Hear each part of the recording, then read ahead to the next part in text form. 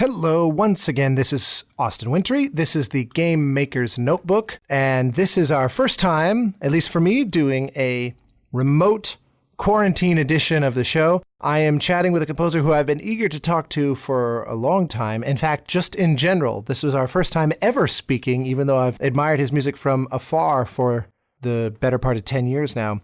His name is Olivier Deriviere, and he is known for scores like Remember Me, the upcoming Dying Light 2, Plague's Tale, the recent Streets of Rage 4, and the list goes on.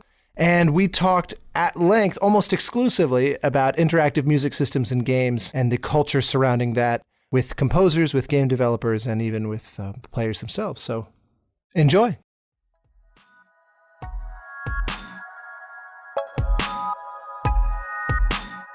Welcome to the Game Maker's Notebook, a podcast featuring a series of in-depth one-on-one conversations between game makers providing a thoughtful, intimate perspective on the business and craft of interactive entertainment. The Game Maker's Notebook is presented by the Academy of Interactive Arts and Sciences, a member-driven organization dedicated to the recognition and advancement of interactive entertainment.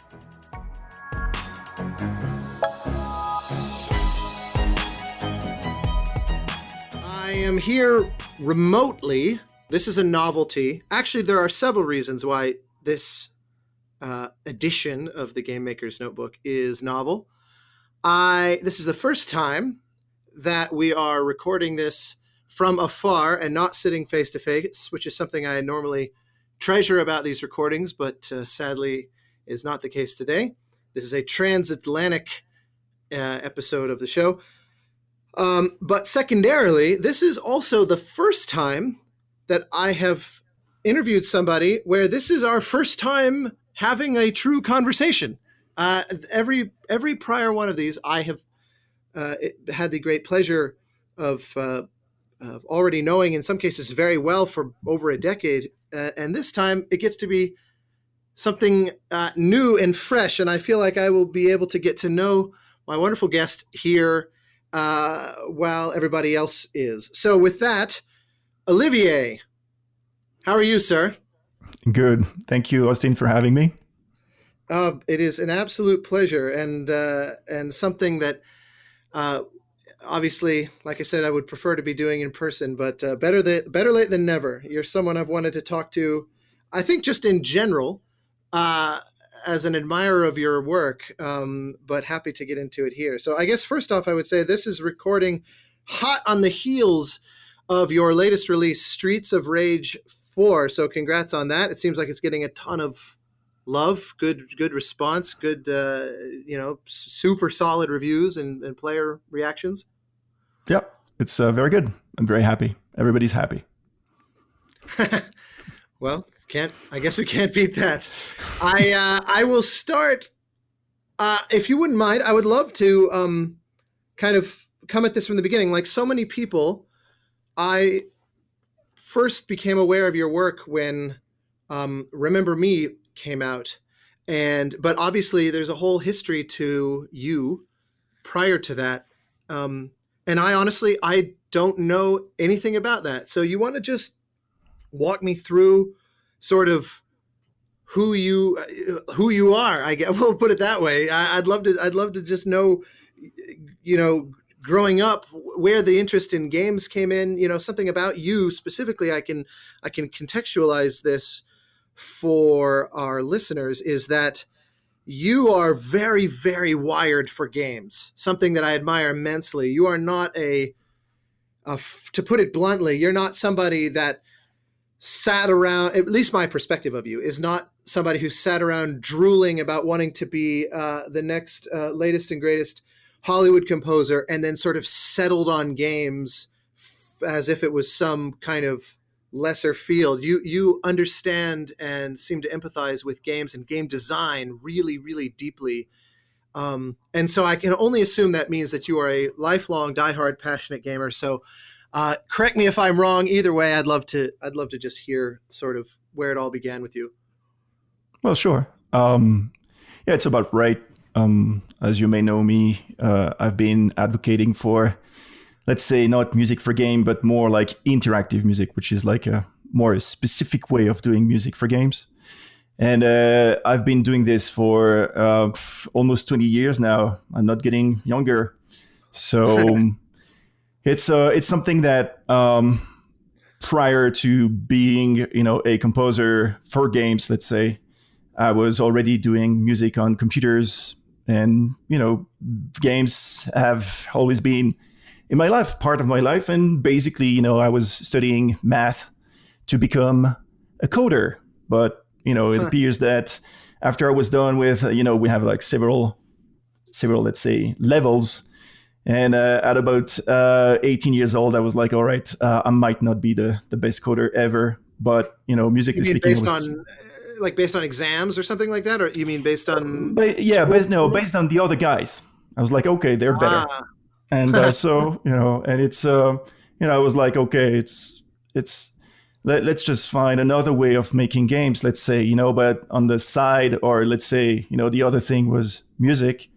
And I was, composing on my own for, trackers and all these technologies that is now, lost. But it was great. And then, I happened to start my games and my career. And the thing is, as you mentioned, I'm advocating, as I said, like for music in games, not like as a lesser or anything like this thing. No, not at all. It's the film opposite. scoring. But as well as, let's say, inside the game industry, advocating for interactive music, which is a total different, let's say, aspect than music for games. So that's that. It's about, and I think it would be maybe interesting to discuss, you and I, about interactive music in general first, so we can let the audience know what's going on with this and where we all are, and why have been for 15 years now doing this. And I was not the only one, like a tiny very tiny bunch of people do this, but it's getting a little bit better. Lately more people are talking about this, more people, but and by the way, because yesterday I got this email, and I got this magazine, Game Music, Yes, our friends in Poland. Yes, from Mariusz, I don't know. And Mariusz. Mariusz, yes. And you wrote a piece actually about this. So, it was very interesting for me to read, and I would like to talk about this with you. So maybe you could, tell the people here, what was in there, so we can already talk about that. Well, yeah, absolutely. Let me get to that in a second, because I'm curious. You kind of glossed over, this parallel interest. Let me pause actually, because it blows my mind that we had a very similar kind of high school experience by the sound of it, because I also was simultaneously studying programming, like specifically, things like C++, HTML, Java, I'm trying to remember what else, even little bits of BASIC, just because I figured my path was to become a game designer and go get a computer science degree. And I had no idea that was true for you. You probably went further with it than I did. I didn't last long before I jumped ship and focused on the music. But I'm curious, what was the initial catalyst to music in general? Very few people, I mean, I don't know, maybe it's different in France, but in the US, usually when kids pick up music, it's kind of by force of will, either of the kid or of the parents. It's not an automatic assumed thing. Sadly, I wish it were, but it's not something that you just kind of roll right into. So where did that initial spark for music come from for you? I guess, I was at the conservatory at 5, so it was part of my life. That was it. What was your main instrument? Main instrument was percussions, like classical percussions. I did piano and, all the thing, like the classical conservatory in France with all the harmony, fugue, and all the thing. Yeah, I see. Interesting. I don't know that I would have guessed percussion. You have a very melodic sensibility to a lot of your writing, and so that very often the traditionally, or the cliche even, would be that often a composer, it turns out it's, they were either a singer or they played violin or they played someone who's used to having the melody and it kind of got beaten into them. So percussion is an interesting twist, although I guess if I were to analyze your writing, you are somebody who I think you are constantly playing with the sound itself. And I think that may be something natural, as percussionists tend to regard the entire world as noisemakers for their consumption. Maybe.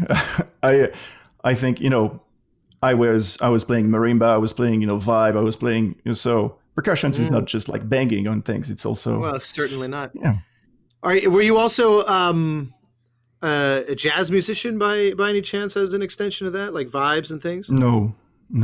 So very classical. Yes. And yeah, this is interesting. I'm piecing together. Normally, I know these basics, and so this is in me indulging my own curiosity.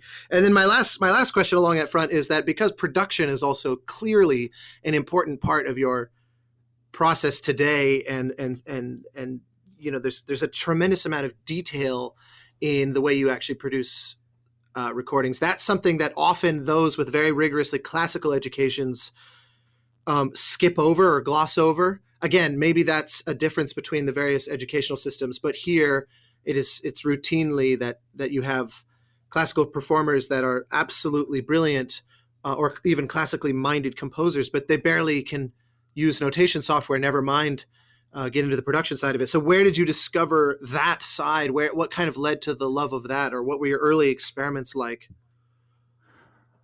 Well, I think, it's a long answer I could give, so I'll do the short one. I think I'm a composer. I'd like to express and just develop and find new things. Anybody that is creative, in my opinion, is trying to push.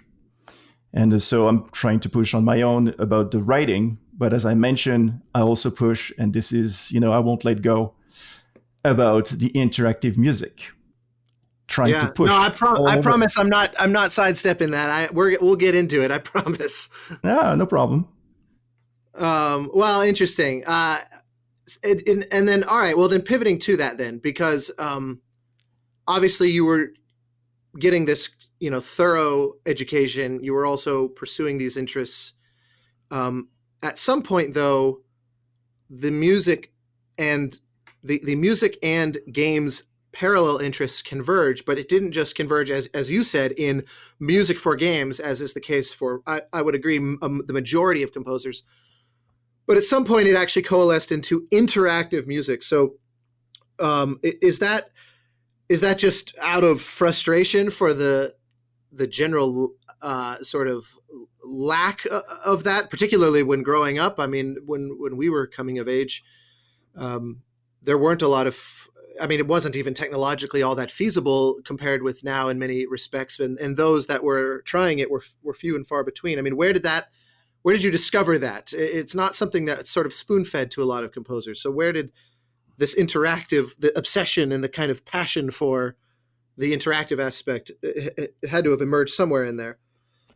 Well, because I think it's quite the opposite. I think that at the beginning of the game era, you had, as I mentioned, like some trackers or MIDI or whatever things that were happening, let's say, accordingly to the gameplay.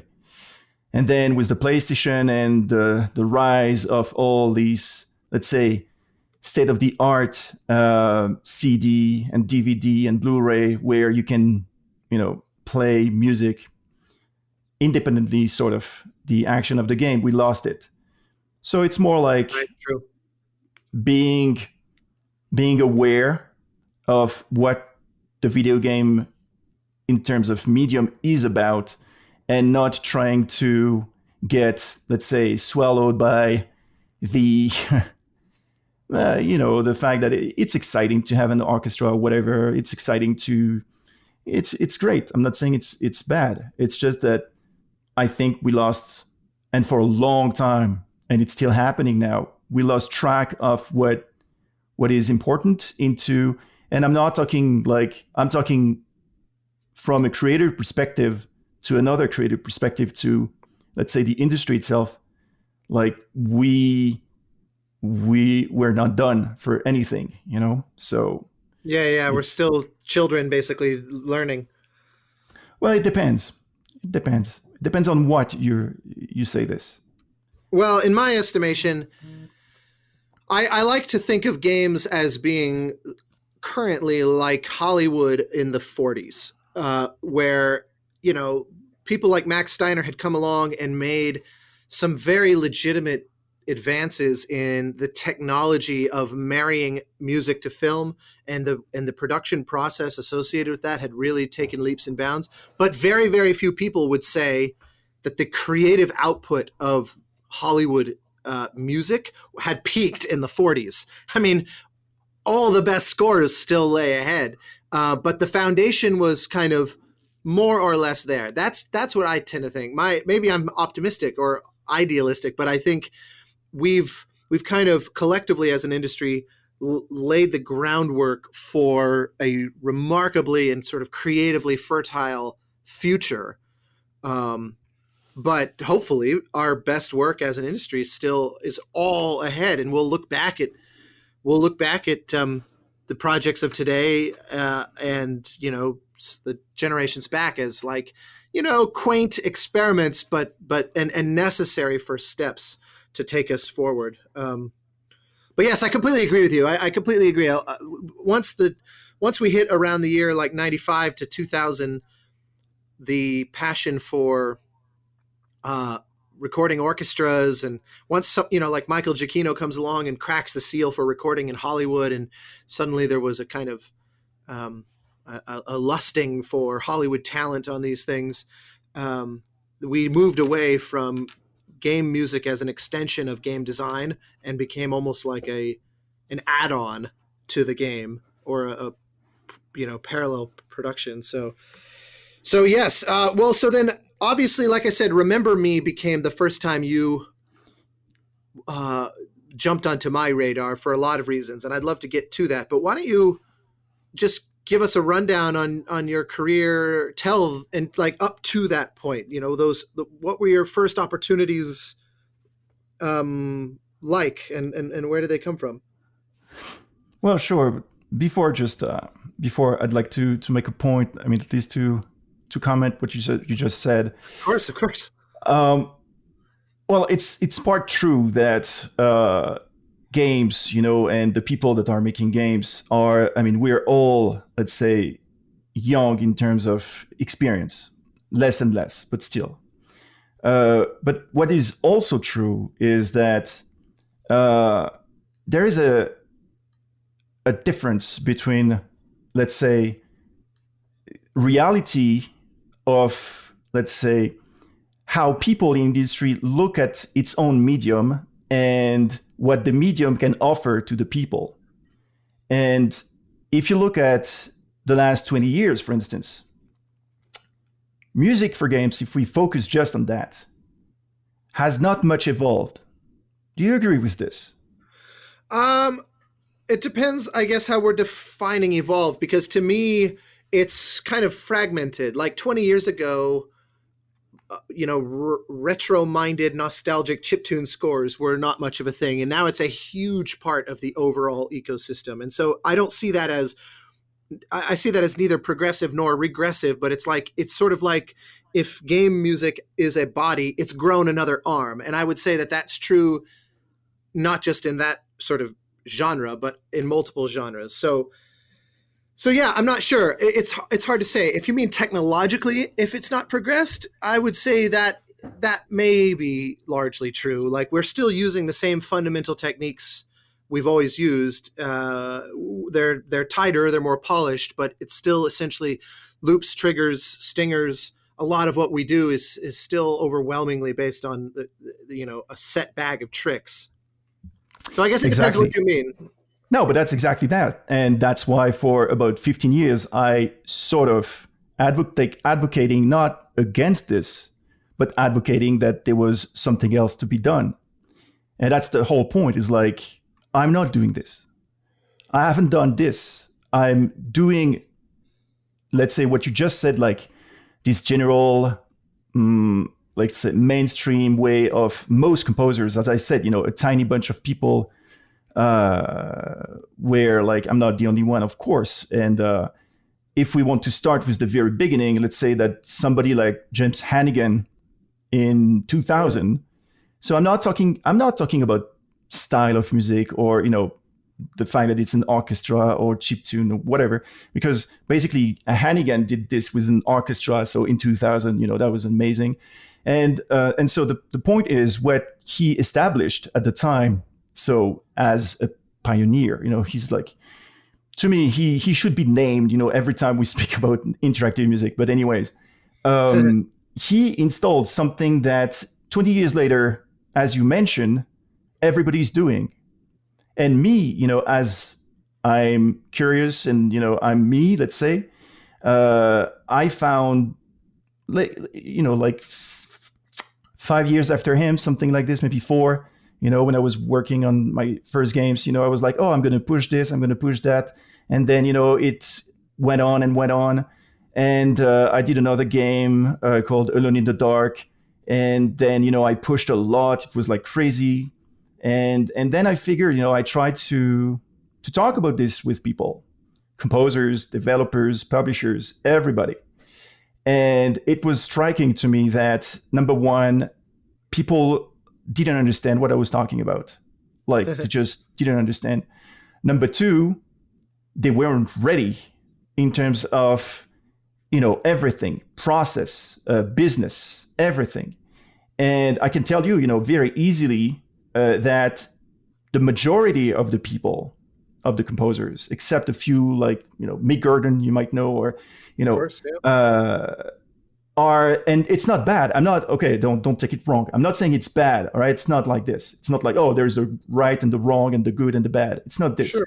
It's just like, it's different. And I think that, it is something that I've been advocating for, I don't know how many years now. And since, maybe 3 years, like 3 years ago, maybe something like this, I started to find the right audience. I started to find the right games, the right, people. And so it feels like, yes, it is moving on, which is good. As I mentioned, more composers now are talking about interactive music, but mostly like, it's mostly as James was doing things 20 years ago that we're talking about interactive music. Most people talk like this. And it's very difficult for me to explain, and even more, in English, but to explain the fact that it's not because basically we're not like have two ways of saying the same thing. No, it's different things. We're not talking interactive music in the way I see it and I practice it is very, very different from a lot of people, like the majority. And when I say the majority, is a lot of people.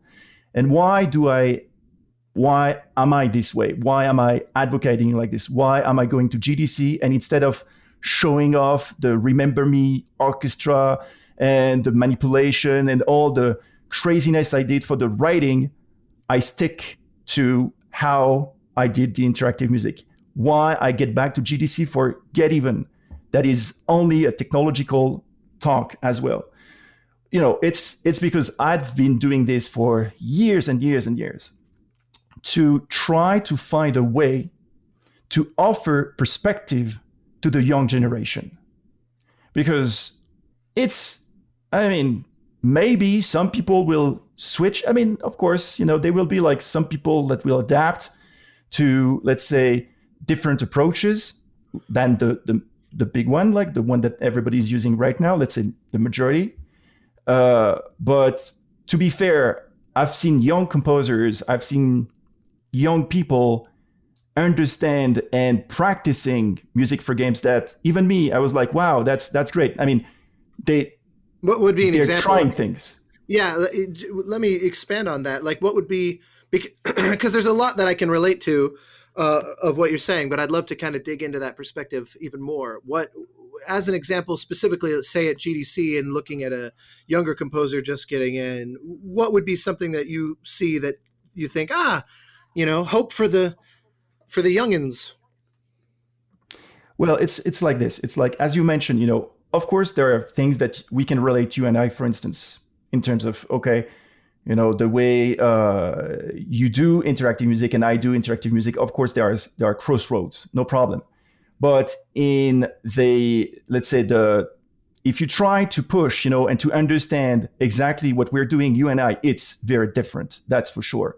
And the way is that when I get to the young people, the first thing, that they say, number one, they know the engines. Number two, they know how to use them in a way that, like they understand the deep down technology, and the last thing, is like they know games, because they're gamers. I'm not saying you're not a gamer, not at all. And it's not like, turn like all the other composers are not. But the thing is, you're right there. I mean, there's a tremendous number of composers, even successful, very respected ones, that are really not much of gamers themselves. And I've always found that that's an utterly bizarre notion. As a lifelong gamer like yourself, who's interested in how they're made and the systems how they come together, I've always felt it. I think we're of the same mind there. It holds back the industry if we are not ourselves consumers of that industry and therefore sort of learning the ways that we can always be getting better and getting deeper in our thinking. Yes, but there is the other part. So there is like one part, this is like, oh, you need to understand the medium by experience it, of course. So playing games, enjoying games. I mean, because if you don't enjoy playing games, don't force yourself. So let's just think that, okay, people like playing games and do that. But on the other part, which is like the more, let's say, professional part, it's striking. If you want to understand very quickly, it's like this. When James Hannigan created his music, interactive music, that has, you can go back, and look on the internet. He shares this for Republic. So it's about layers. It's about, vertical, horizontal, whatever you want to call this. It's about, like depending on this parameter for the game. It's incredible. It's live orchestra. I mean, and he designed the tool. Okay, so it's amazing.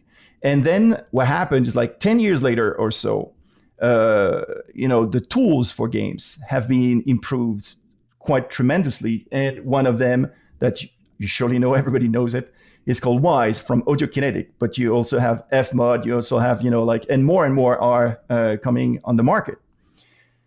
And if you look at Wise, and if you look at what it offers, and if you look at how every year they improve so much for the software, how do you explain that, 20 years ago, with a technology that was not as, let's say, spread out as Wise is, because Wise is free for anybody, can download this and practice, how come somebody that had to design its own tool,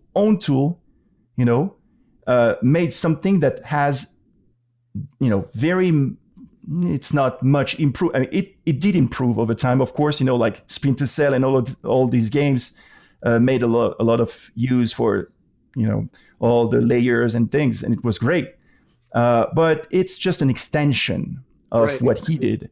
And right now, this is what we have. I mean, mainly what we have is just layers of things, segments that go from one point to the next, etc.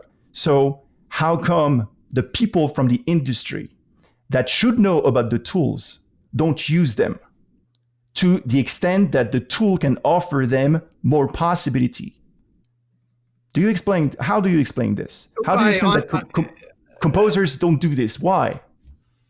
Why do they upgrade Pro Tools or Cubase? Well, the short answer is I think that that's easier. I think that because it's not just a matter of learning another tool. I think that thinking of music, to put it the most general way possible, I recognize that this is slightly reductive, but to put it the most general way, the kind of interactive systems you're talking about are non-linear. And to say non-linear music is almost like saying a married bachelor or a square circle, because music is definitionally linear insofar as it relies on the passage of time. So one of the things that's so remarkable and so exciting about game music and interactive music, kind of generally speaking, is that the linearity of music is suddenly now a parameter in play, no different than tempo, harmony, rhythm, color, texture, et cetera, et cetera, et cetera. All the various tools that composers have played with in music for the last several millennium. Now suddenly the linearity is one of those tools. And I think it's the biggest and most foundational new kind of like paradigm in music since the advent of recording technology over a century ago, which radically and permanently changed our perception of music back then as well. Since prior to that, you had to either make it yourself or be physically right next to whoever was making it. And by removing that constraint, an entire new art form of the recorded piece was born, and it forever altered our relationship to music. I think interactive music is the first time there's been that big of a seismic shift. And I think it's an even bigger seismic shift because it gets into the DNA of what makes music music. The result of which is that change is super slow, at least at first, because people like yourself and James Hannigan, and if I would humbly submit, like myself, who are really passionate about this, we're still very much learning the basic vocabulary of it. And the tools are kind of by necessity, I think, slow to evolve. It's because we're rewriting what music can be over time, we collectively. So that's why I think a lot of people shy away from it, because every time I sit down to write a score, I'm working on one right now where I'm trying some novel things that I've personally never done. I'm not suggesting I'm inventing new things. I don't know if I am or not, but I'm trying things that I've never done, specifically with regard to interactivity. And I try to on every project. And there's always a period where there's just this headache of trying to sort through it because it's so daunting. You know, the brain thinks of music, I think, or at least most people thinks non-linearly. You have to really reprogram your instincts to think in terms of this spider web of possibility instead of just a straight line. So it's kind of a long answer, but that's my answer to you. I think it's just simply a foreign language that everybody is still learning, day by day. Sure, I agree. I agree on the part that it's, the number one is the linearity that makes a lot of people uncomfortable. But, this is just one very, let's say, obvious aspect of it. We do have much more, and let's say, this approach that you're saying that you're doing and everything is the approach that is, once again, based on the music. And let's just say this. Let's just say that I feel, that most composers, what they do and the way they work with games is like they let the game tell them what to do. It's like they're following the game and they this happens, and we can do this either linear or not, or anything like this. That's not how I work. I mean, that's part how I work, because let's say that it's necessary. And as I said, it's a good thing, it's good. It's more, and this is when it starts to be a little difficult to discuss, because I think it's probably, I'm not the best one to talk about this. I guess it's people that work with me. But the thing is, it's not about this. It's about the technology that dictates what my music should be. And it's not just the fact that it's linear, whatever, or, the technology is much wider, much bigger than this. And games are technological object, if I may say, virtual object. Yeah, of course. So I believe that and that's why I'm saying that I'm one of the few, and there are other people, of course, that try to understand the core of that technology, how it comes to, let's say, create something that will set up rules for us that will go and enhance through music. So it's a path that is difficult to, let's say, expose like this, and it's very, very unlikely that I can do it in English. But basically, the thing is, it's very easy to understand that. It's very easy with the fact that if you look closely to most games, you'll see that although the tools have radically improved, and when I say radically improved, it's crazy improved.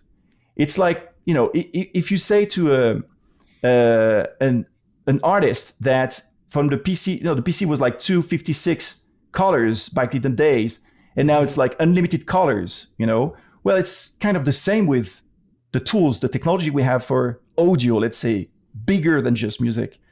And how do you explain that this, tools, plus the fact that the hardware has incredibly improved and evolved, that's crazy. Did you see the next generation consoles? I mean, that's amazing. And my point is, how come all of this happened to our industry, yet music is thought the same way as somebody did it 20 years ago, still now? Well, I think there's a partial answer to that. Yeah, sure. Well, finish your thought. I don't mean to cut you off. No, it's just like, it's one thing, and then we'll talk about the other thing. So, okay, I'm listening. Well, I was going to say, I think part of it is that, part of the disconnect is that for us to innovate as composers, because you were correct to say that games are kind of a technological medium by their nature, we are reliant on the tech support of the team. And different games, at least in my experience, I'm curious how your experiences have been.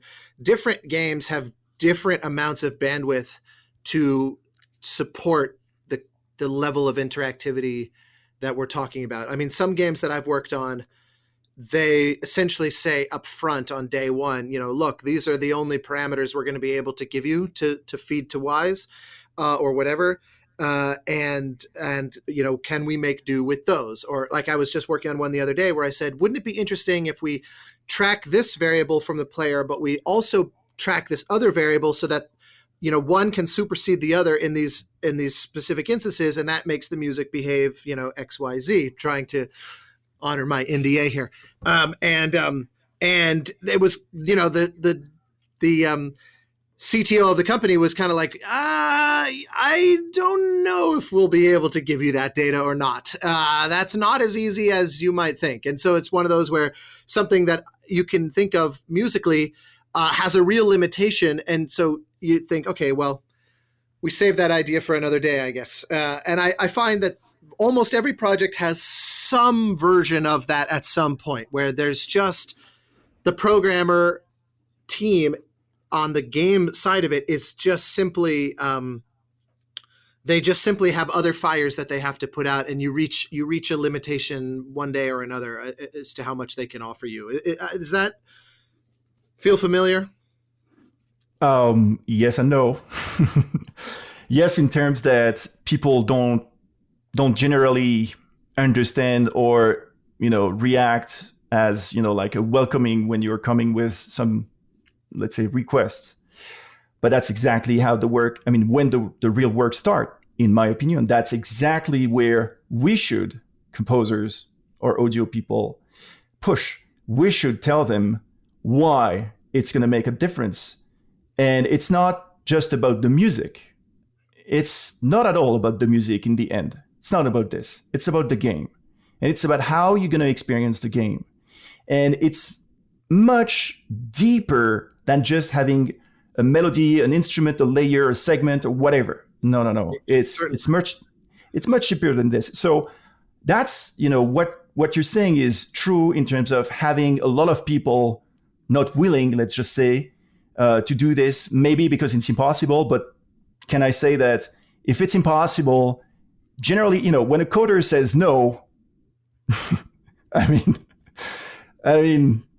you can find a way around. I mean, it's the worst thing ever. That's why I keep telling people, never make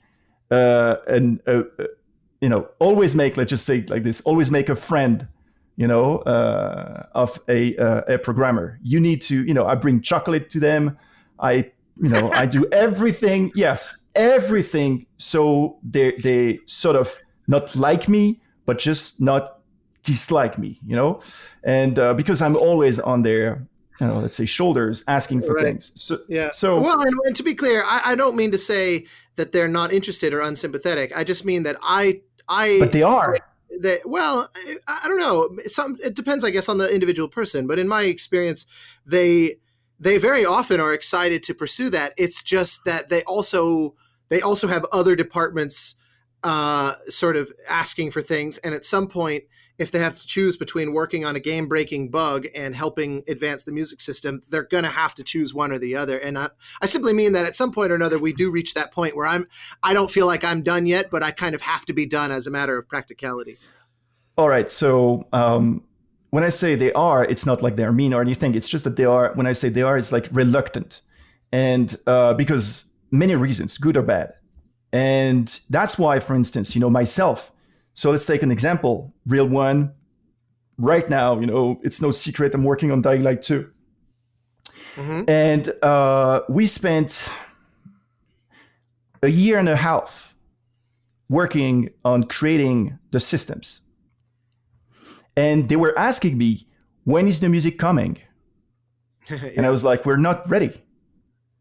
And we've been working, so hard, not in terms of music system or anything like this. It's not this. We've been working on the game. We've been working on, everything. And so I didn't write anything for a year and a half.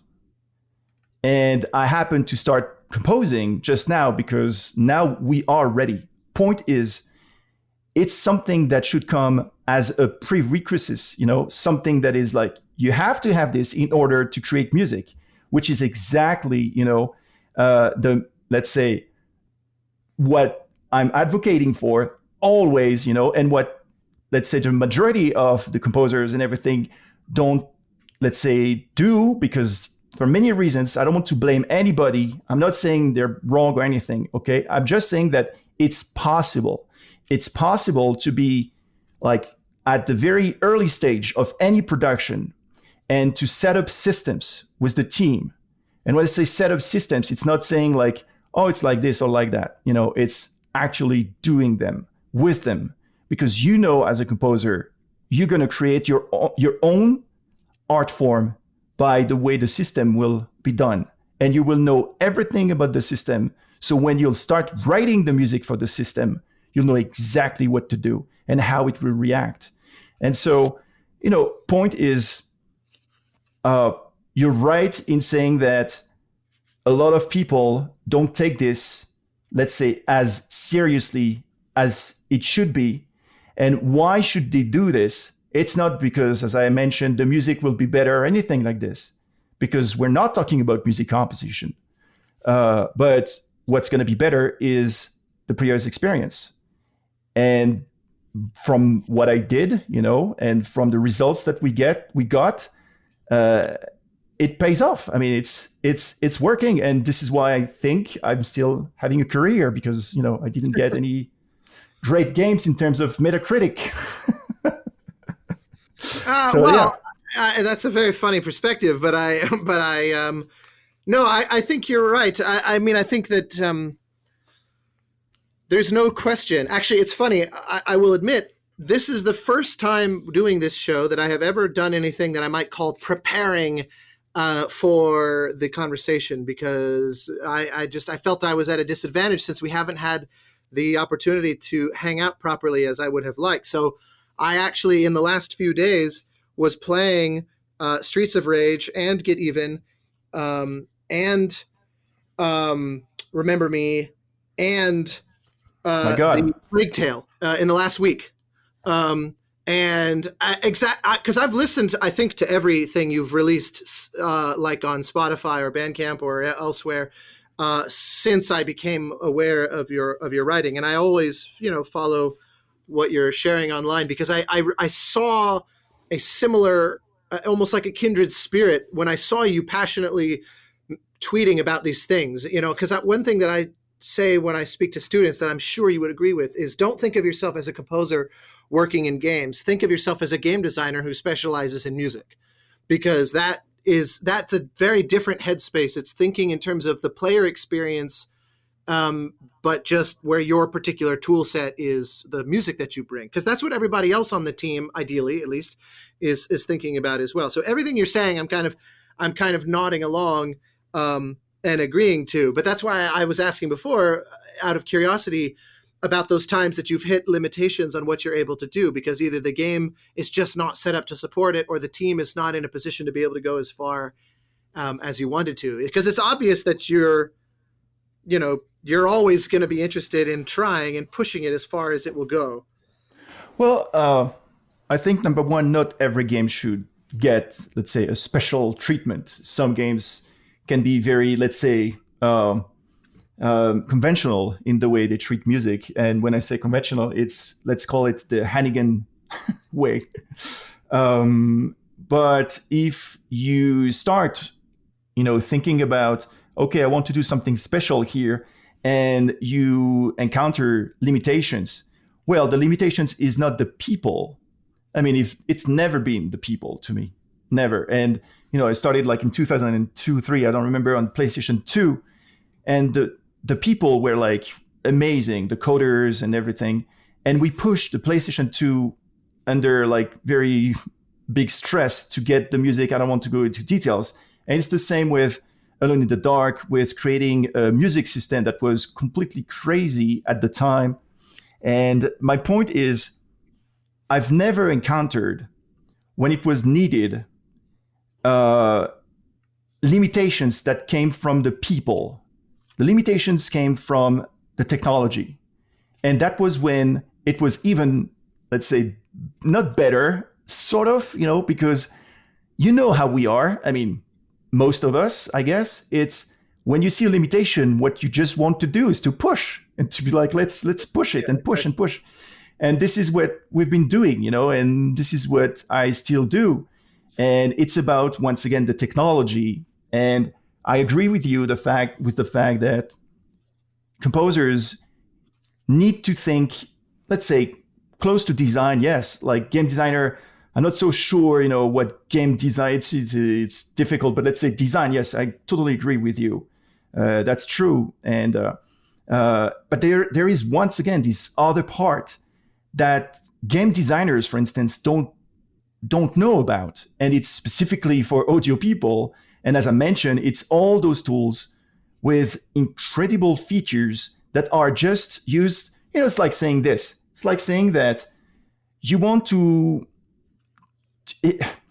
like people are using Cubase or Pro Tools or anything like this, to record like, memos.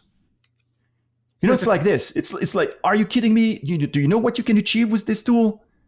And they're just doing memos. And that's the frustration I got. And this is why every time I expose what I do, technologically speaking, because I think it's my, not duty, but let's say it's my main contribution to the community, for the gaming industry, for it to get a sense of, oh, yes, we can push for this, we can go there, we can do this. And bear in mind that now, the more we go through time, the less limitations we have in every aspect, every aspect. And at some point, and I'm not going to make some friends here, but at some point, maybe coders will be irrelevant. Do you think because the tools themselves will just facilitate essentially doing anything? Did you see Dreams? Did you see the game Dreams and what players can? Yeah, absolutely. What? You know what I mean? I couldn't believe it. I was like, wow, it's happening. So that's exactly sort of the gap between sometimes the players that use tools better in a way, the tools that they offered better than the actual professionals with the tools they have. And that's why, I try to expose what are these tools, and I try to, let's say, educate as much as I can, with humility, what we can do with them. Yeah.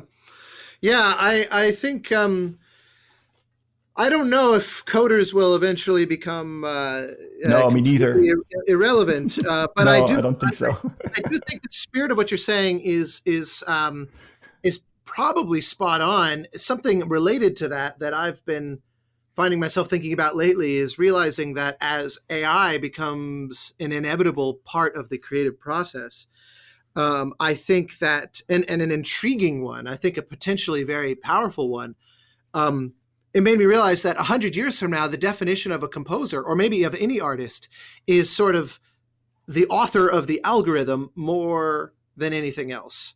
And I think for a lot of people, especially the very sort of pencil and paper, traditionally minded folks, there's a lot of folks that I think would be actually quite horrified by that idea.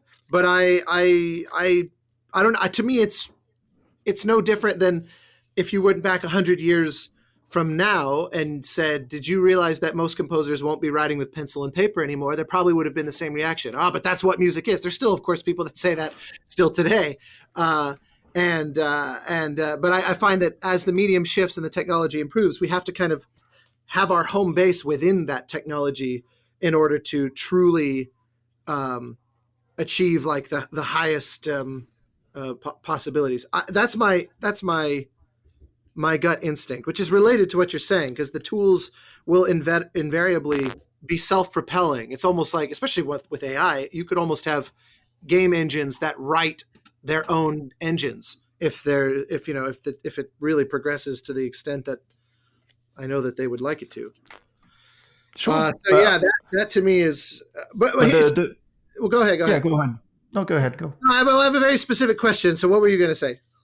Well, I was about to say that it's good to look ahead, and think about AI and all of this. I don't know about that procedural music. Everybody's excited about this, and I'm excited just to see. But my regret is that we've been going through 20 years of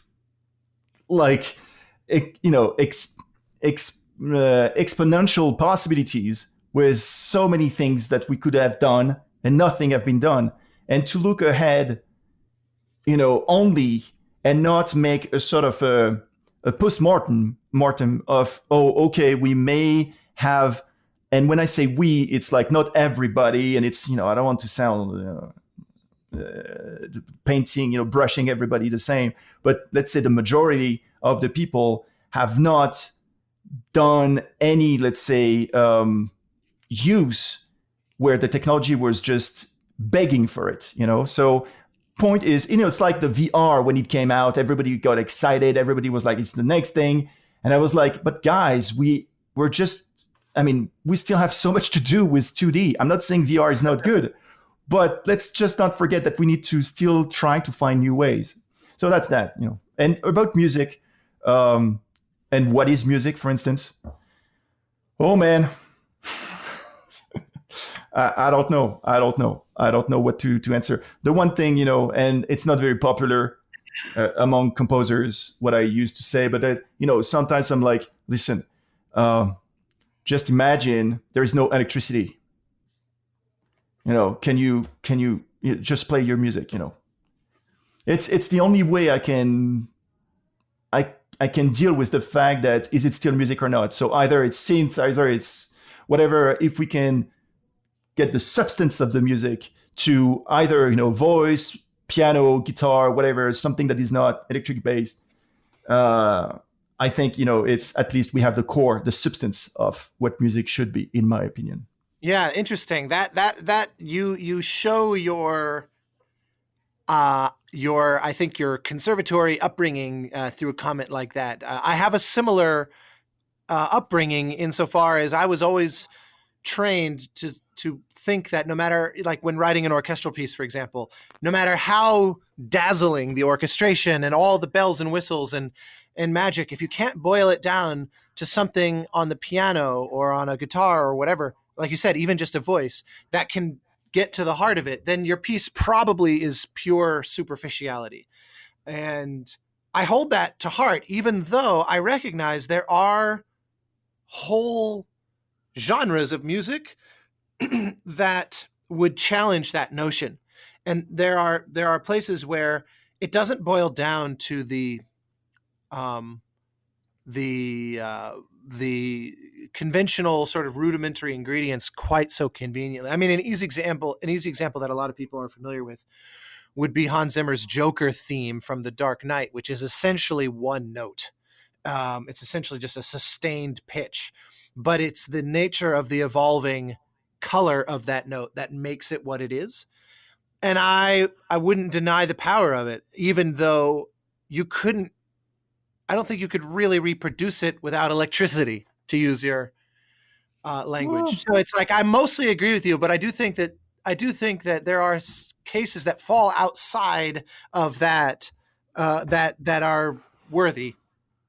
No, I'm not saying that, writing to have one note, and if the cellist did it, so he got recorded, so he did it, you know what I mean? It's, it's like Aphex Twin, so it's a composer, like electronic composer. He's like crazy with electronic music. He's like the Mozart. I mean, I cannot. I mean, that's the one guy that I will always look up and be like, okay, there is, let's say, me and them, this type of people. And even him, if, all of his magic with electronic, I mean, he's the god, of this to me. You can turn it down to, very simple things. And, I don't want to debate about what is music or else or anything, and you're right. It could be anything in the end. It's just that what I'm interested in, and somehow it converged to what I do for music in games. What I'm after is the substance. I want to find the substance of, let's say the music I write, and make sure that the substance is good, as much as I want to find the substance of the game I write music for, so I know exactly what is this game about and how I can deal with this. That includes, on a bigger scale, the substance of the technology of video games. So that's me. That's, if you want to know me a little better, it's like this. Out of curiosity, what is your process like on a project for finding that? Like using, because I was playing it so much the other day, if you don't mind, using Plague's Tale as an example.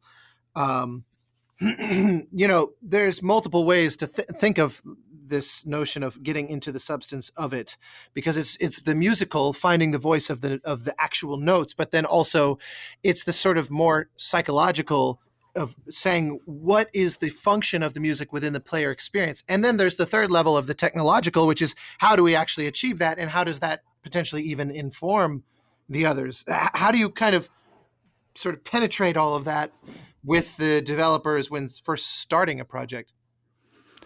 Well, the one thing is asking questions and never speak, and just listen to them as much as you can, because they have all the answers, but they don't know it, and you have to catch it. You have to find the right opportunity in what they're saying to you that will, sort of emerges for you, for the music. So, it's, and once again, and you said it very well, it's multiple layers of understanding.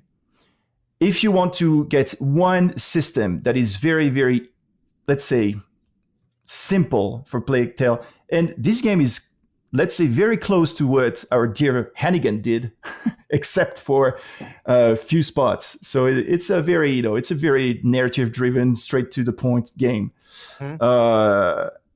However, there is one thing, and I'm not talking about thematic or anything like this, which is something, as you may know, is very important to me throughout the whole game. But I'm talking about the fact that the creative director says this: these are kids, and the enemies are adults, and they look frightening, these guys, okay? And you have to hide from them. It's a stealth game, so you have to hide from them, and they look like horrifying for kids. Okay, so you hear this from the creative director. Then you discuss with the game director, and he's like, oh, it's very, very stressful to get closer to them, because if they spot you, you're going to die. All right. And then you talk with the audio director, And he's like, oh, we have this parameter, with this, we can do this. Okay. And merging all of this and to get the substance of each of these parameters is, what did we do? We did something that we calculate the distance from the enemy. And the closer you get, so if you're away from the enemy, the music is kind of light. And the closer you get to the enemy, the music is going to get, number one, bigger in terms of density and lower in terms of pitch, to some extent that if you're very close, it feels like overwhelming, like this. And it's to capture both the fact that your kids and this thing is huge, the fact that the threat is very close to you, and the fact that, audio-wise, you have the feedback. So it's just like this, but that's a tiny thing, but I think it's very telling. Was this kind of system proposed, or I can ask it more broadly. Do you find that the system is often proposed to you and then you kind of iterate it and work on it together, or are they looking to you to suggest to them? Like, because the way you described it was the audio director said, we basically have X, Y, and Z variables or parameters that we can connect to. How would you like to use them? Or are you able to say, I really want distance from the soldiers to be one of the primary drivers of what's going on, and they say, yeah, we can get you that. Yeah, sure. Well, it's for a game like Plague Tale, it's very straightforward, so it's easy. And so now let's go a little bit further, away, and it's having knowledge of how you make a game. So you mentioned this already. It's about game design, it's about parameters, it's about values, whatever, variable. And so having this in mind, going back to the way you're thinking a game is on multi-layers, as we mentioned. So generally, this is what happens. People don't know, because they're not composers, right, how music can act onto their game until, let's say, they have a slight, an idea, and they can express the idea. But sometimes, and I'm pretty sure you've been through this, sometimes it's crazy. You're like, no, that's not going to happen. We cannot have a full orchestra reacting to XYZ. That's not possible. So the thing is, you as a composer, if you know everything in terms of technology, if you know everything in terms of relationship, if you know everything about your own craft, if you gather all this knowledge, you're the best person to suggest things. And once again, it's because you're listening to them that you can suggest. It's not you that will impose. It's them that will give you the opportunity to suggest. Yeah, and the way you're going to suggest this is that they might not understand, but they will trust you. If you can speak, if you can gain trust enough. But the thing is, for Plague Tale, as I mentioned, it was kind of an easy game to make. But games like Get Even, you mentioned, or Remember Me, or right now Dying Light 2, or Herald, a long time ago, or some games like that, were a nightmare to think about and to create systems for. And you must be naive, if you think that if somebody can make or create music and implement the music as good as the composer, let's say the composer is delivering stems and somebody else is dealing with them. It's very naive to think that this person will implement the music and use the music and think the music the same way that the composer would do. Yeah, but bear in mind, all the time. That is a constant challenge. Yeah, but that's why I do it myself. I did everything for Plague Tale. I did everything for every game you just mentioned. I did all implementation. So I was in full control of everything. So it's more work, but at least I know exactly what's going on. And I can, express all the music I want. And I think this relationship with studios, is something new. Like, not new because you have intern, like composers that are like in-house. Right. So they can do this. Surprisingly, most of them don't.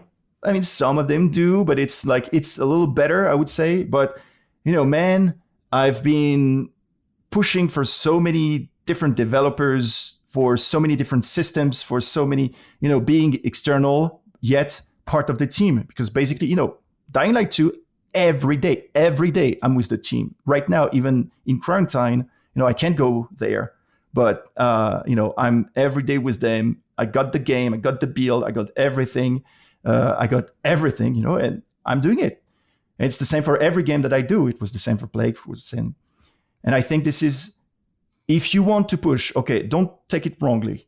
I'm not saying every game needs this. And I'm not saying that you should do that, as something like that's the way to do it. I don't think so. I think it's one way of doing it. But the thing is, to my understanding, is the results that it provide us with in terms of creators is something that I'm eager to see elsewhere, with new approaches, new way of working, new way. And this is what I'm after. I'm after people that can provide me with some, new type of, let's say, way of working, approaches, and it's very rare. I mean, 15 years I've been all around the world asking, it's difficult. And I'm not saying I'm the only one. There are people like David Garcia from Ninja Theory. You have Kenny, Young, he's great. You have, Mick Gordon, we talked about him. You have like some people like this, and I'm very happy. And the thing is, we need to push, everybody should push developers. But first, it has to come from the composers, because developers, as you mentioned, have another agenda. I mean, they don't think this way because it's rare. It's rare to have that. So if the more people try to push for this, the more developers will be open to this idea. And hopefully, I find that there's a few dimensions to that problem, though, because it's not just a lack of full literacy on the notion of interactive music. I agree with you completely that no one will advocate for this on a team harder than the composer themselves. And so it's on you, the composer, to be that voice. I relate to that enormously. One challenge, though, that's related is, for me, the art of storytelling is a sometimes quite complicated one. And I have often found myself collaborating with people where they really seem to understand the interactive systems, but they use them. The metaphor I always use is, it's like a children's toy where you push a button and it makes a sound. You push on the cow's face and it moves, kind of thing. Where I say, yes, how, it's very nice. It will react to what I am doing and it will give me the sound that I'm after. But storytelling is not about being purely reactionary. It's about crafting an arc and actually telling something with trajectory and with purpose. And so I very often find, when we're brainstorming on ways to kind of improve our systems, often I'll get these suggestions like, oh, well, what if I just use that one cue here, but then we make it so that stem, gets muted if the player does this. And I say, well, what on earth does that have to do with the story the players experience? And I don't just mean narratively. I mean, there can be, I've certainly worked on games that are essentially non-narrative. It's about the accrued emotional weight and momentum.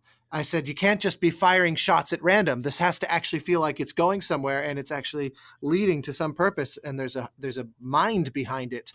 And that part is where I very often lose people, because they are not, and it's not their fault. They're not really trained in storytelling. It was telling that my first collaborators from that game company, they were part of the cinema school at the University of Southern California, and they were taking filmmaking classes and screenwriting classes and things like that, in addition to all their game design coursework. And I think that made a big difference in terms of how they conceive of this stuff. And so anyway, it's just something you made me think of, because it's like everything you're saying is true. And I thought, yes, there's that. All of those are true. And the challenges you're describing, absolutely. And yet it's even harder than that.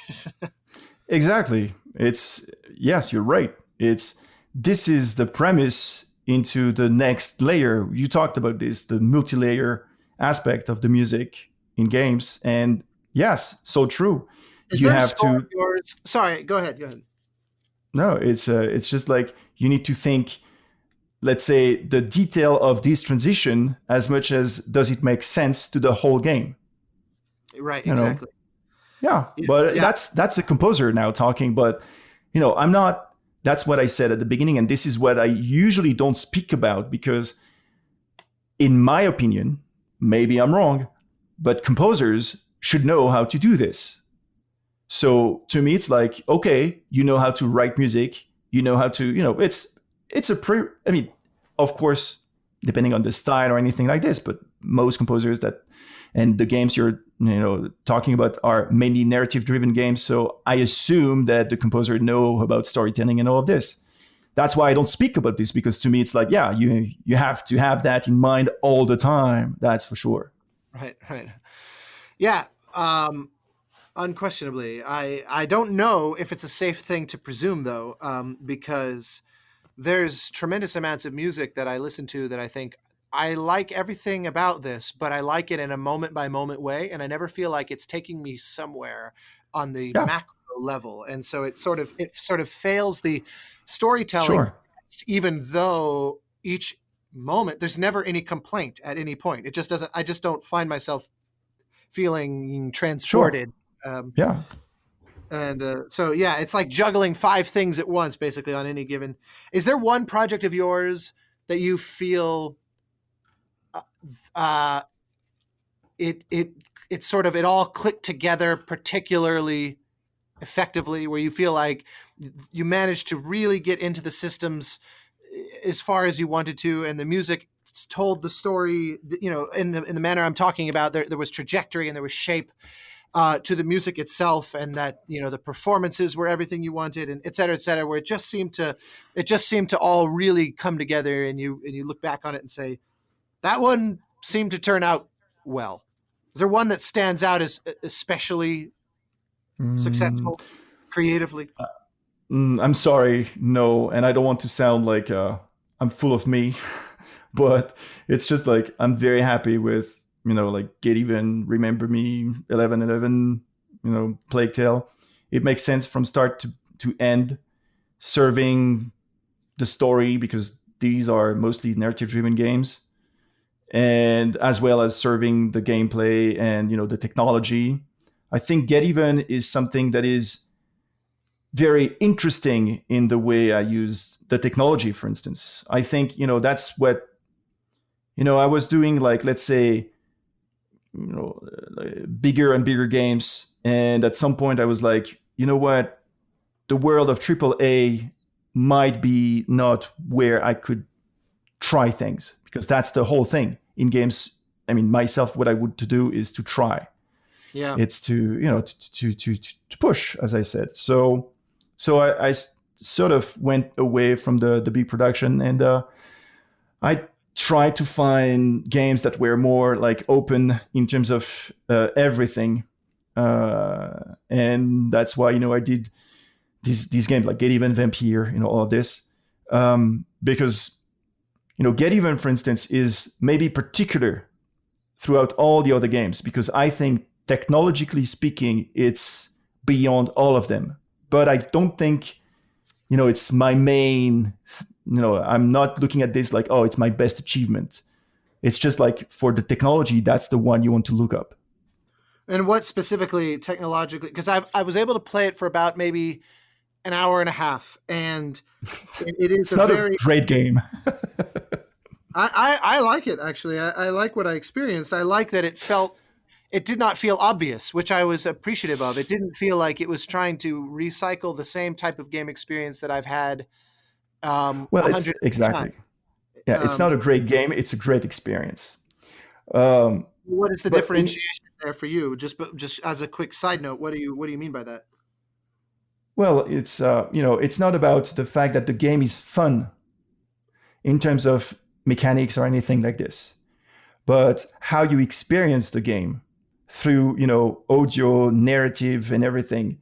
visuals is really amazing. I think it's one of the few. I mean, the writers are so smart. It's and the performers and everything. It's something that it's very mature, very very mature, but not mature like too gory or too serious. Or you're speaking my language about that one. Mature is poetic. Mature is well, it's about humans.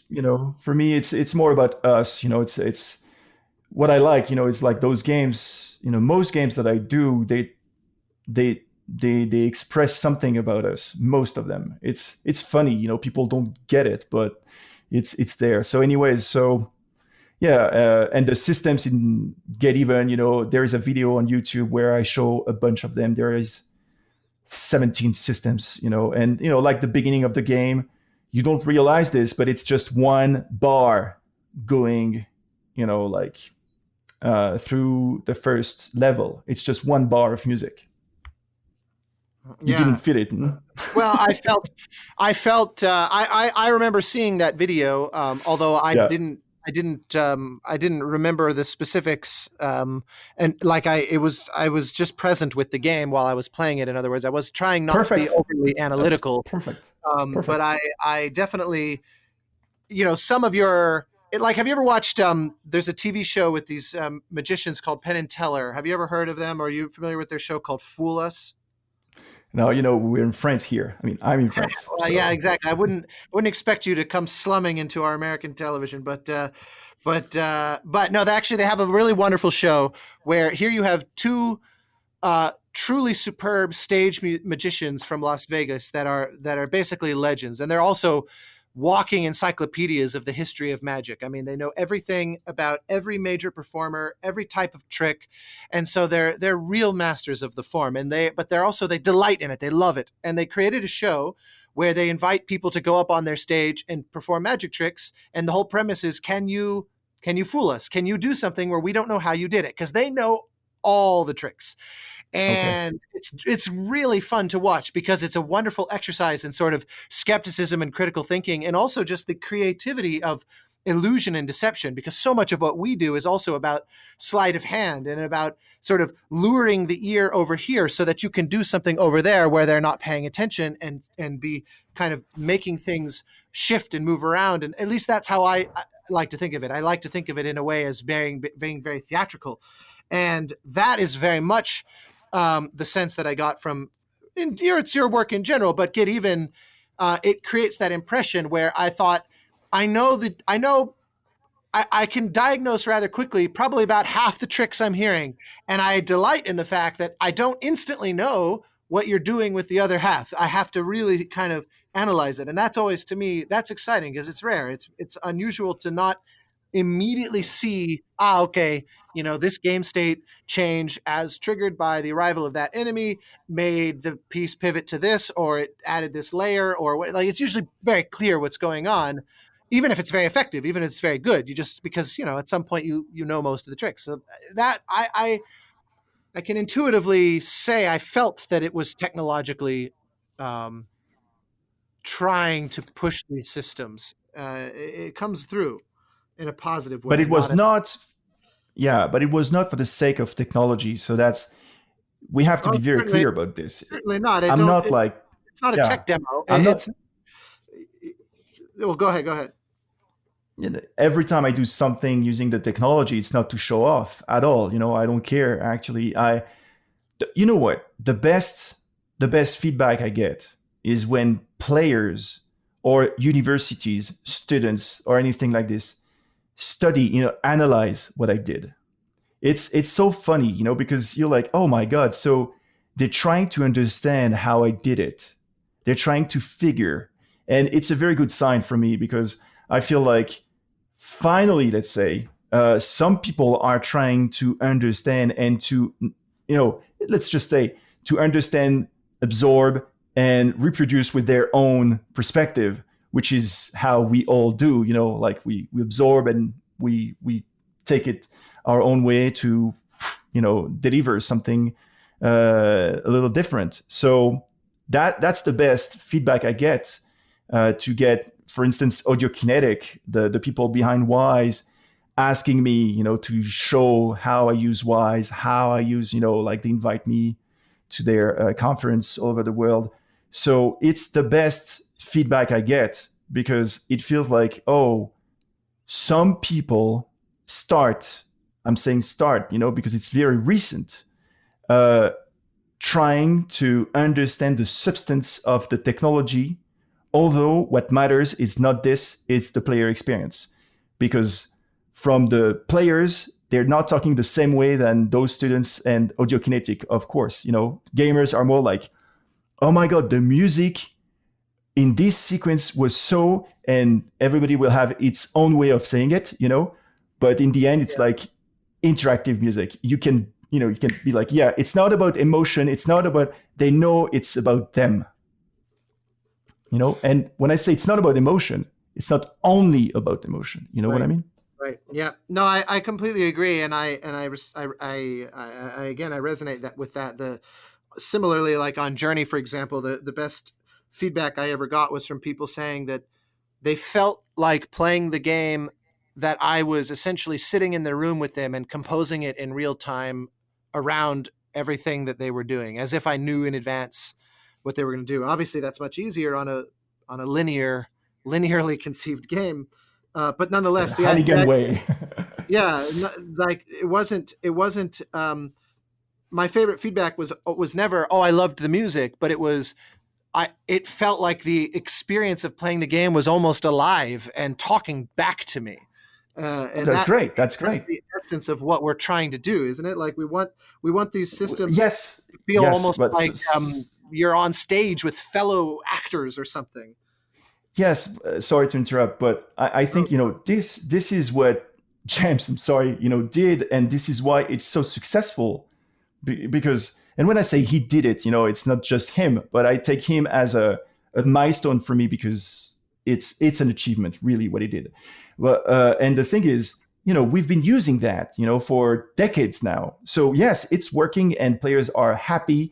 And this is why sometimes I doubt myself. I'm like, why do I bother?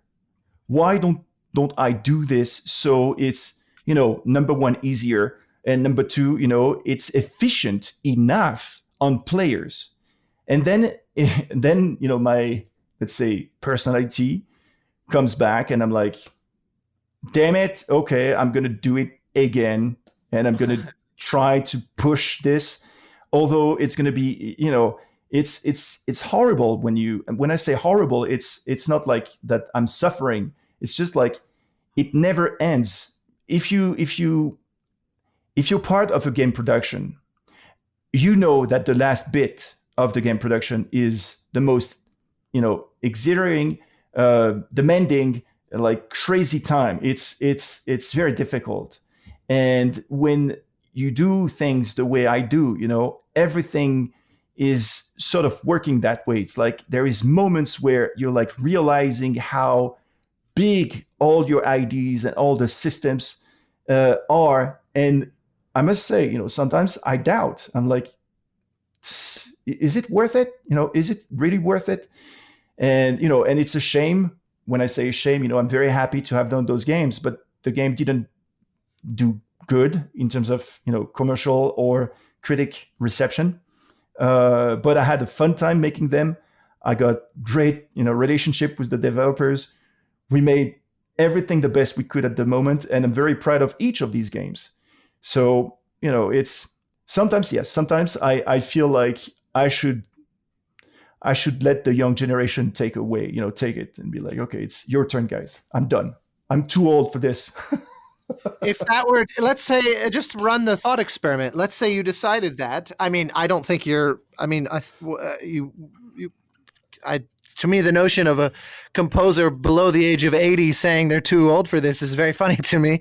But I also get it that you give everything to these projects. I mean, I can hear it in every last little detail. I relate to it. I can feel the same. Sometimes the smallest project that no one will ever sort of end up playing or hearing, you can just feel that it won't kind of explode out of the gate, and you hope to be surprised, but you can kind of sense it.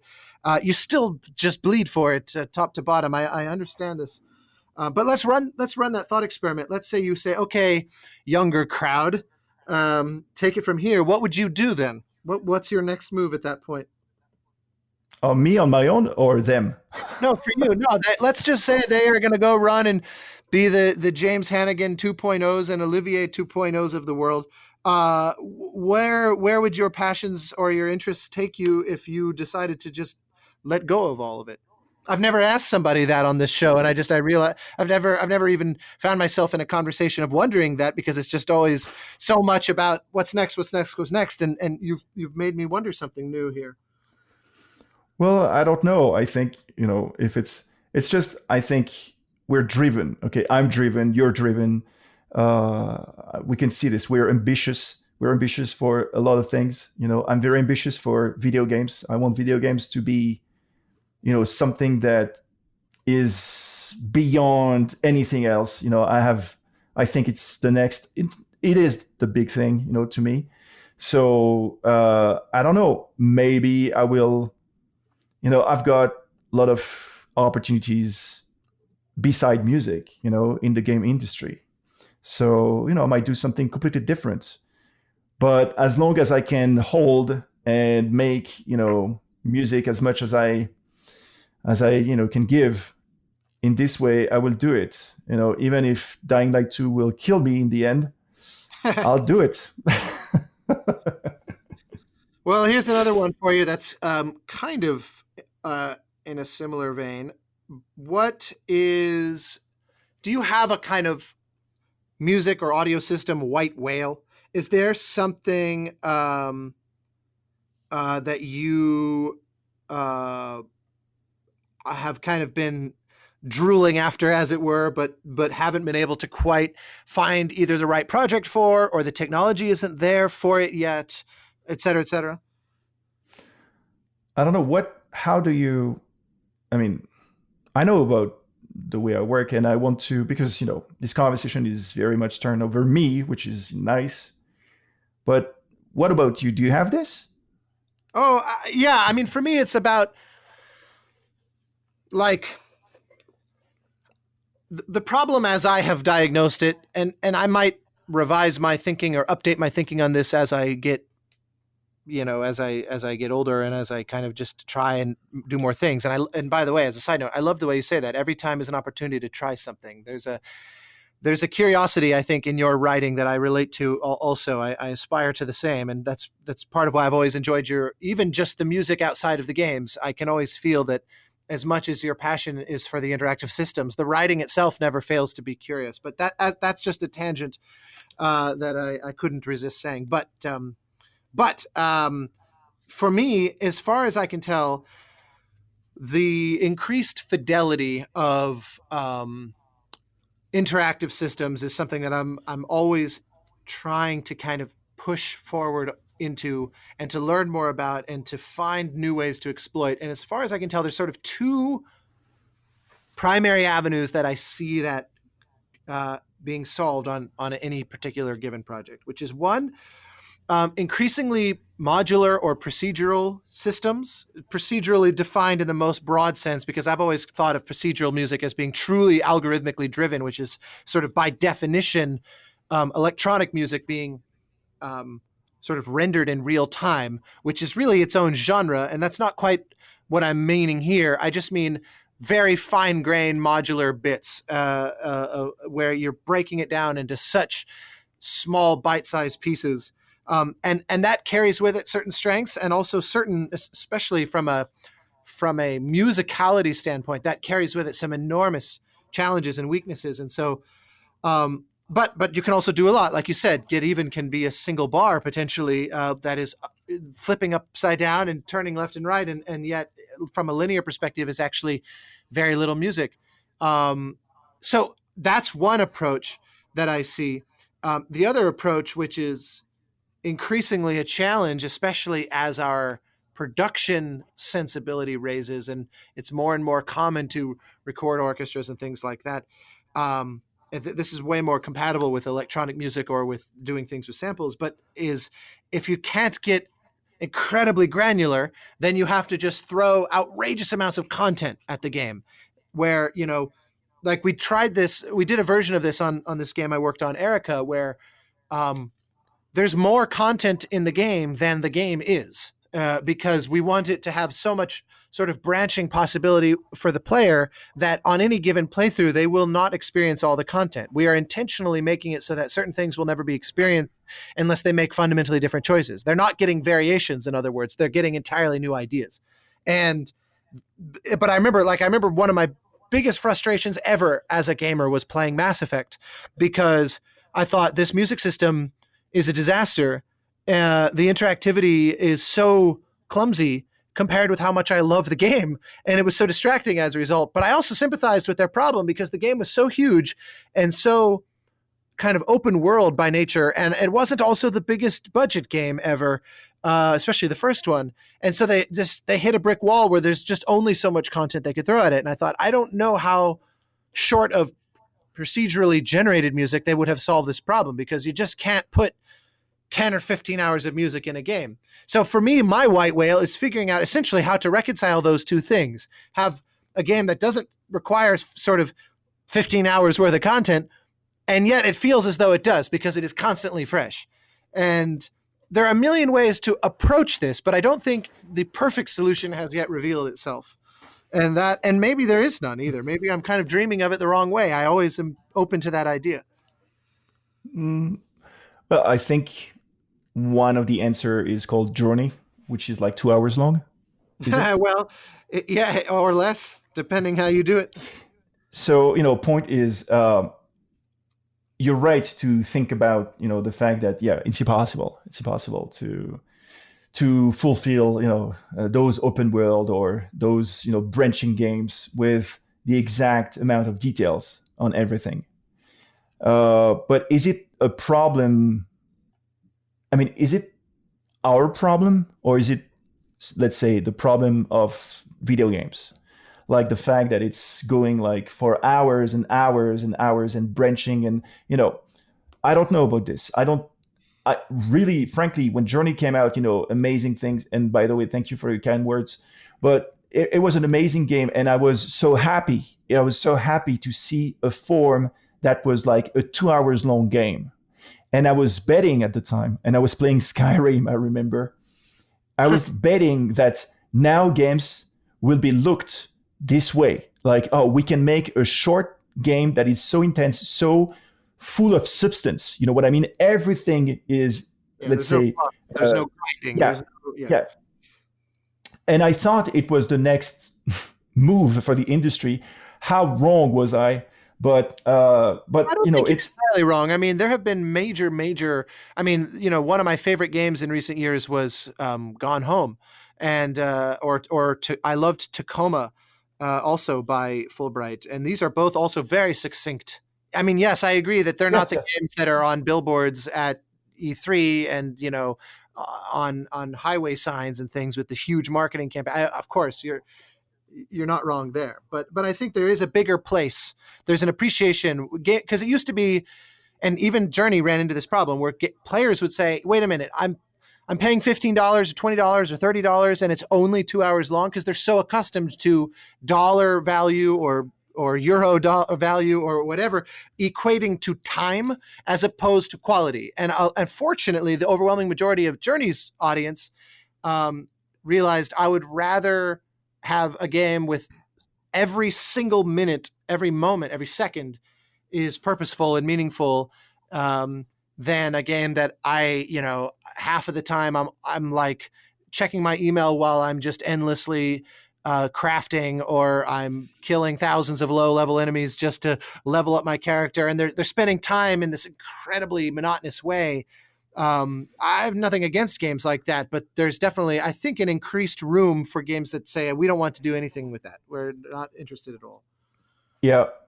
And I believe, I agree with you, and I believe that it will come from the audience. I think that the games we're talking about that takes, I don't know, months, like hours and hours, are let's say, more likely to be played by teenagers. People Sure. like me, and maybe you, I don't want to put you in the same bag, but I'm getting old and I don't have much time anymore. I can't spend like 50 hours on, I tried to play Final Fantasy VII Remake, and, although it's fantastic on so many points, I was like, no way. It's like Red Dead Redemption 2. Yeah. I've been like, 7 hours, and I was like, man, it's perfect. I mean, there are video games and there is Rockstar. It's like, I don't understand. I just don't understand. It's this way. But the thing is, I cannot experience these games anymore, and I'm not the only one. And I think that although, me with my age, as a gamer, I don't have time. Me as a creator, I don't want to do, this is not what I did, but, a game with zombies, a game with like warfare, a game with, whatever, that is always about, having fun. As we mentioned this earlier, the maturity of the content is something that a lot of people from the AAA that, they're just leaving this sort of AAA side of the industry to create little studios, little development, games. Yep. To do something that is different, and they're trying. And I think in a couple, I don't know exactly. I can't predict anything, but see Journey, I was like, yeah, everybody would know. But the thing is, I predict that as the audience is getting older, there is a wide array of opportunities for developers to offer experiences that are totally different from those dragging experience for teenagers that have nothing else to do in their life yet. Yeah, I agree. I think that there's a place for every type of game, and for those kinds of games that I honestly completely agree. I more and more associate those kind of traditional AAA games with something I played growing up, and I play less and less. I do occasionally have that I do have that itch every now and again, and I'll play, and like a game like the most recent Call of Duty Modern Warfare, to me, was actually kind of perfectly conceived in that way, because it's absolutely a AAA game in every sense that you're describing, but it was also like a 5-hour campaign or something, and it felt just right. Yeah. It's like I'm sitting down for this kind of a meal, and it didn't overstay its welcome, and it delivered on everything it promised, and I found it to be an incredibly satisfying experience. So it's like, I don't think I've grown out of enjoying those kinds of games, but I've certainly, I don't know that I could go much more than 5 or 6 hours. You made it longer into Red Dead than I did. I think after about 2 hours, the scope of it was so clear to me that I thought, I feel like Forrest Gump getting ready for his Trans-America run, and I just don't have time for that, as much as I admire it. And I think you're absolutely right. There are more and more players, since gamers are not all teenagers anymore. People want every different type of experience, and they want to experience things they never have before. I mean, look at a game like Celeste. Here you have a game that's incredibly challenging, but at heart, it's actually about like, depression and struggles with mental health, but realized as a platformer. To me, I can't fathom that they would have made a game like that when I was growing up. And so, to me, it's all very cause for optimism. Yeah. Oh, yes. I'm very optimistic. Sure. Good. Well, I not that you're creating the impression otherwise, but it's just it's fascinating to absorb. You've been very generous with your time here today, and I shouldn't have been surprised that you really wanted to stay thoroughly on this subject of interactive systems, because it only takes someone a casual glance at your Twitter feed to see that that's really where your heart seems to live as a composer, and I think that's really what's defining of someone being a true game composer. Careful with these words. Careful. Well, it's funny that you say that, because I actually often push back against the notion of putting any word in front of composer, partly because I score films. I've worked in television. I've even done, TV commercials and what, especially early on, anything that helped put food on the table, I would happily do. Bumpers for podcasts or whatever, anything and everything, short films, on and on it went. But I do think, to the extent that one identifies as a game composer, it is very that surely by definition must come with an excitement for, an interest in, and an understanding of these kinds of interactive systems. And I few exemplify that, I think, more than you. You really, really do live and breathe this in a way that's not so common. Unfortunately, yes. Yeah, you're a cross to bear. Yeah, it can be an unbelievable headache. We're experiencing that right now on this game, The Pathless, where our systems are surprisingly complex for a game that is actually kind of meditative in a sense. It's a high energy game, but it's sort of like a meditative high energy game. And the systems I was, like I said, I just kept nodding along hearing you talk about Dying Light, because I don't think I wrote any cue that's actually in the game for the first year to a year and a half of this one as well. It was all just proof of concept cues that were really there to test the systems, but they were like, look, this is musically garbage. This is there just to see how it feels when the system does this. And then now let's try what happens when it does this and this and this, and narrow down our approach from there. And thank God we have this much time, because I've certainly had the opposite as well, where, we had a month and that was not as pleasant. So, any last words that you want to share? Confessions you need to get off your chest or anything like that? No, I think, I'm happy we had this conversation. I'm thankful. Thank you guys for the opportunity. Thank you, Austin, for the opportunity. I hope that people, that will listen to this, we understand that it's not like there is a bad and a right way of doing things, because it's not like this. It's more like we, as I mentioned, we are all different, and we should be different, and we should, let's say, push in our own way, for the pleasure of the gamers, because in the end, it's for them. Well, I couldn't agree more. One last comment for people to find you on social media and Twitter and whatnot. What is the best way, or what is your handles? Well, yeah, I guess Twitter. Yes, they can find me.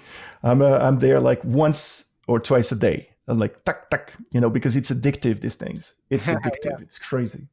So, okay, well, great. Well, with that, I will leave you. I thank you very much for this, and hopefully we'll have a chance to resume these conversations over a drink. I was hoping to catch you when I was in Paris this past summer, but I will be back again, pandemic or otherwise, come hell or high water. I refuse to stop seeing the world, and I definitely want to return to your country. And you hopefully will be in Los Angeles, or we'll see each other at GDC. Sure, it would be a pleasure. Beautiful. All right. Thank you. Thank you.